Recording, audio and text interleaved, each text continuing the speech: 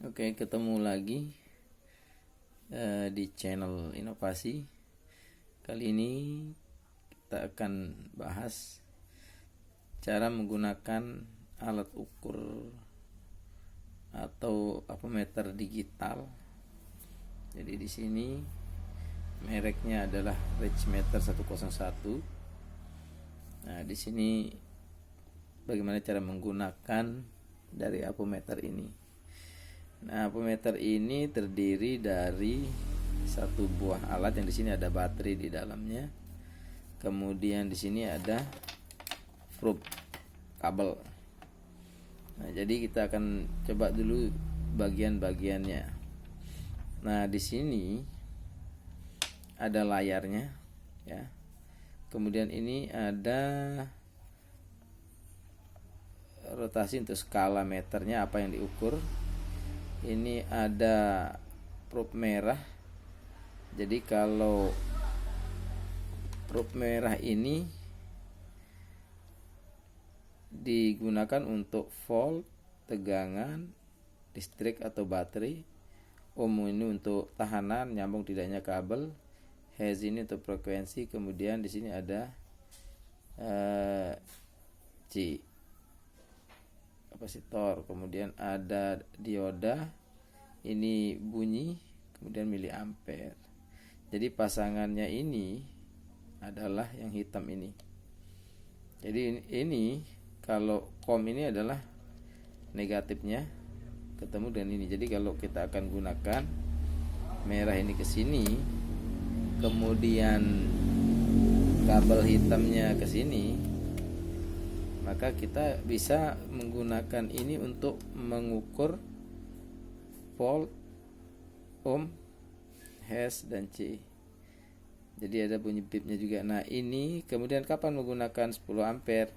Jika kita akan menggunakan untuk mengukur arus, tapi ini jarang digunakan kecuali untuk pengukuran arus-arus yang maksimal 10 ampere.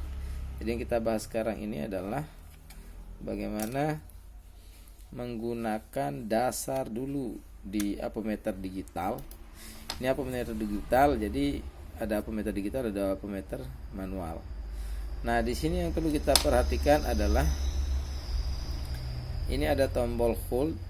Hold kalau ditekan dia akan menyetop angka atau dia akan keluar nyala. Ya, kemudian kalau kita lihat di sini apa yang bisa diukur di sini adalah volt, ohm, hertz, kemudian C. Kita lihat kalau ini ada tanda segitiganya, ini menunjukkan kita akan mengukur apa. Jadi ini ada volt, bisa AC, bisa DC, bisa listrik, bisa baterai atau aki. Milivolt yang kecil, ya, milivolt itu berarti di bawah 1000 volt, di bawah 1 volt. Nah, ini yang kecil sekali. Artinya bisa untuk AC dan DC juga. Nah, ini ohm. Ohm ini bisa digunakan untuk mengukur dioda, C, kemudian buzzer, kabel nyambung atau tidak. Kemudian di sini hertz, ya, frekuensi persennya. Kemudian ini ampere. Ampere ini berhubungan dengan 10 ampere ini arus. Kemudian miliampere yang lebih kecil lagi. Ya, ketika bermain di HP, di laptop, itu kita main di sini. Nah, kemudian posisi ini di sini ataupun di sini, ini adalah posisi off. Ini adalah stopnya. Nah, sekarang bagaimana kalau saya menggunakan untuk mengukur sebuah kabel, nyambung atau tidaknya sebuah kabel? Berarti saya akan menarik segitiga ini mengarahkan ke posisi ohm di sini. Jadi kalau saya putar ke sini, keluar angka. Nah, di sini kita kalau mau nyalakan, kita tekan. Nah, ini dia nyala. Nah, perhatikan di bagian ini ada mega ohm. Ukurannya adalah mega ohm. Kalau kita tekan, ya, ini bisa berubah menjadi, ya, perhatikan ini menjadi ohm. Kalau saya tekan lagi, Nah, ini untuk mengukur dioda. Ini dioda. Kalau saya tekan lagi, nah ini kalau nanofarad berarti ini mengukur kapasitor.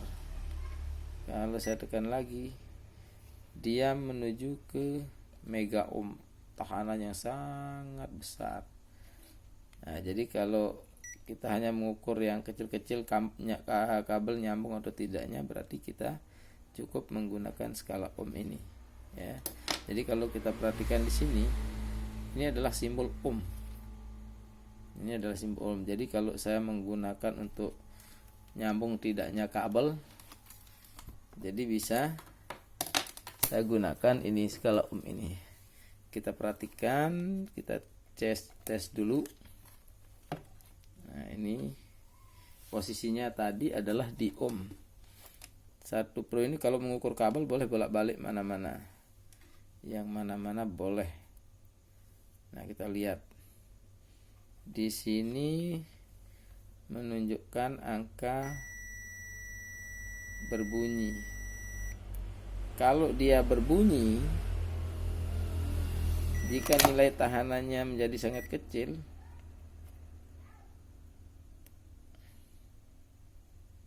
jadi ini kalau dia sangat kecil, itu berarti ini 4,2.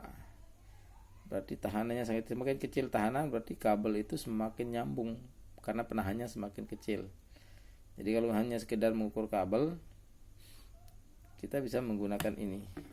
Nah, kalau kita perhatikan itu 4,5, padahal nyambung seharusnya 0. Nah, sebelum menggunakan alat ukur, kita harus melakukan kalibrasi dulu. Nah, kalibrasi ini adalah untuk menempatkan titik 0. Nah, karena ini baterainya belum diganti, jadi dia mulainya dari 3,4. Artinya 3,3 ya. 3,3 ini kita anggap 0. Kita anggap 0. Berarti kalau hasilnya itu berapa nanti dikurangi 3,3, itulah nilai ohmnya. Contoh. Ini saya ukur dulu. Oke, berarti nilai tahanan. Nah, 6,3 berarti dikurangi 3,3, berarti ini sebenarnya tahanannya ini 3 ohm ini. Karena kita mulainya dari 3,3. Jadi kalau hanya untuk sepanjang apapun kabel itu bisa kita ukur, kita tahu putus apa enggaknya. Jadi tidak perlu kita repot-repot bingung kabel ini nyambung apa enggak gitu kan. Nah, ini untuk pengukuran kabel ya. Jadi kabel itu tinggal kita cek dari satu ujung ke ujung yang lain, kita tahu dia berapa nilai tahanannya. Jadi apa bedanya yang apometer digital ini dengan yang manual yang pakai jarum? Kalau yang digital ini dia menunjukkan angka, kalau jarum yang manual kita harus yang membaca kemana jarum bergerak, ke angka berapa. Ini untuk dasar sekali penggunaan apometer digital. Jadi ini untuk ohm, kemudian untuk mengetahui nilai tahanan. Nah, contoh sekarang kalau bagi tahanan bagaimana? Kalau tahanan itu saya akan ukur dengan ini. Kalau kita lihat warnanya dari tahanan ini, kita lihat warnanya, nilai tahanannya berapa. Ini warna tahanan ini adalah merah-merah coklat, agak seram ya. Berarti dia 220. Nah, nanti kita akan pelajari cara membaca. Kalau 220 kita lihat benar enggak 220 yang ditunjukkan.